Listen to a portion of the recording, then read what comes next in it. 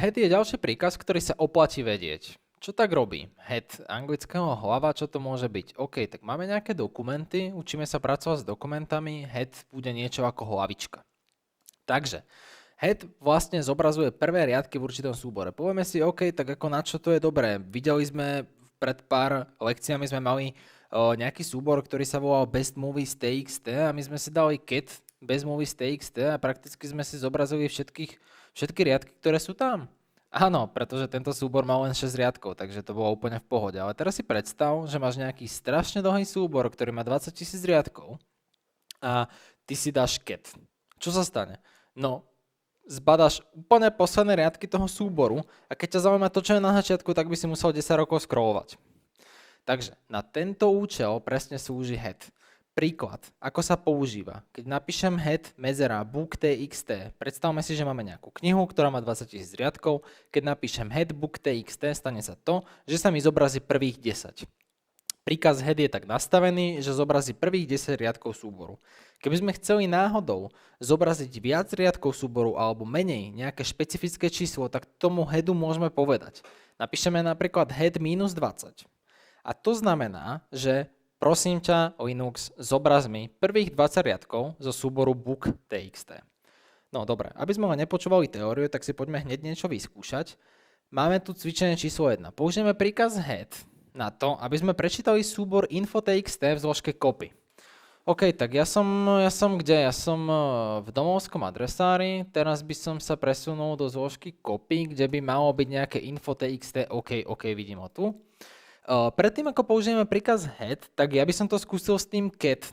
Takže si ho prečítam, nie cat head, cat info, aby som si prečítal celý súbor. Dám enter, OK, fúha, 1017 riadkov v tomto súbore, tak keby som sa chcel dostať na začiatok, tak by sme tu strávili pekne dlho. Takže, už chápeme, prečo ten cat v niektorých prípadoch nie je úplne vhodný. Skúsime head. Head info txt, dáme enter. OK, zobrazilo mi 10 riadkov. Začali sme 430, prečo? Je to len z toho dôvodu, že 430 je prvý riadok v tomto súbore. Nemusíme sa báť, že ideme od riadku 430, keby sme si tento súbor otvorili vo Worde alebo v nejakom textiaku, tak by sme fakt zistili, že tá 430 je riadok číslo 1. Raz, 2, 3, 4, 5, 6, 7, 8, 9, 10 príkazov. Teda 10 riadkov v tom súbore, takže super. OK, teraz si skúsme vypísať na terminál len prvých 5 riadkov.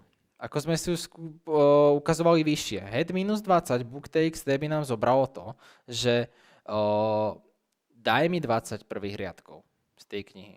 OK, tak teraz chceme, aby nám to dalo prvých 5. Takže head minus 5 info.txt, enter, šup. OK, mám prvých 5 riadkov. OK. Čo takto tail?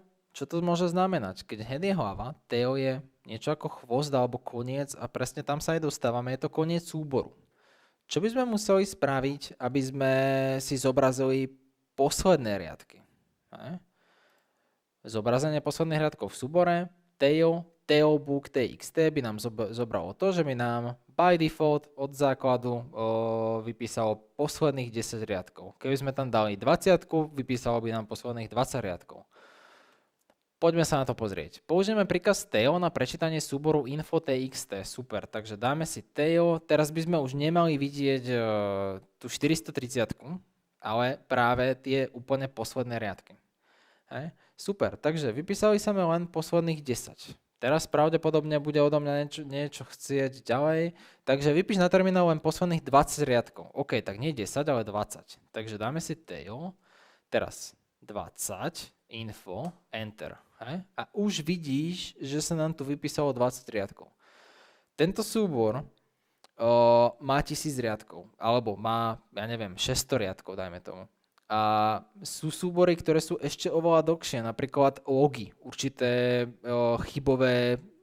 súbory, ktoré zaznamenávajú chyby zo serverov a ty proste chceš vidieť, čo spôsobilo tú chybu a chceš ísť na začiatku súboru. Alebo si chceš pozrieť proste len posledné 3-4 riadky. Tak nechceš si zobrazovať 10 000 riadkový log, že nie. Takže v tomto prípade presne používaš ten head alebo tail, že to ti uľahčuje život. Je to častokrát otázka na pohovore, kde sa ťa pýtajú, vieš čo, zobraz mi len posledný riadok toho súboru. Alebo dajú ti 10 000 riadkový súbor a oni ti povedia, ktorý obsahuje meno a priezvisko, a oni ti povedia, vieš čo, chcem vidieť druhé meno z toho súboru. Hej? Tak ty si proste dáš head -2, meno toho súboru, zobrazia sa ti dve mená a ty proste povieš to tie dve. Niekto to nevie a niekto potom si povie OK, tak to prečítam cez cat a budem 10 rokov scrollovať. Oni síce povedia OK, ale vlastne to vôbec nechceli a tvoje šance na úspech na tom pohovore sa radikálne znižujú.